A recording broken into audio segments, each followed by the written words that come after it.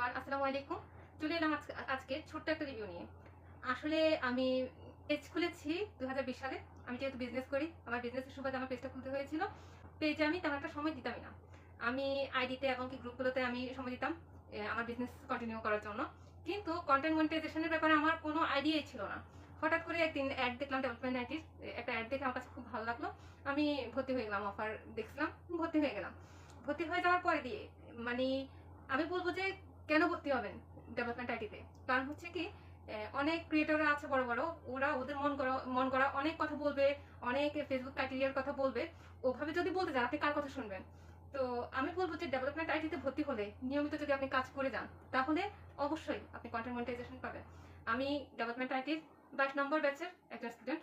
আমি তেমন একটা মন দিয়ে কাজ করতে প্রাথমিক অবস্থায় পারিনি, যেহেতু আমি একটা বিজনেস করি।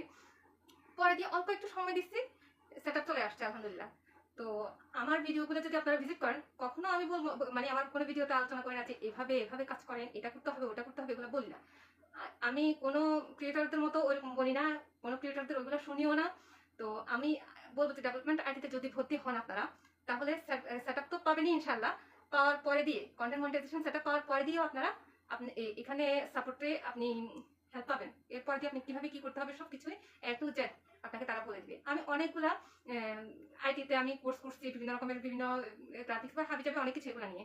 কিন্তু ডেভেলপমেন্ট আইটির সাপোর্টগুলা মানে এত যে সাপোর্টই তারা ভাইয়া আপু ওরা এত এত সুন্দরভাবে সাপোর্ট দিয়েছে, এভাবে আমি কোনো আইটিতে আমি পাইনি। আমি 100-র মধ্যে আরো বেশি দিব ইনশাল্লাহ।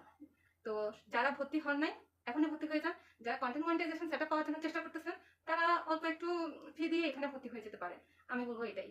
আর আমি বলবো যে আমি পেজটা পেয়েছি, আর আপনাকে কাজ করতেই হবে।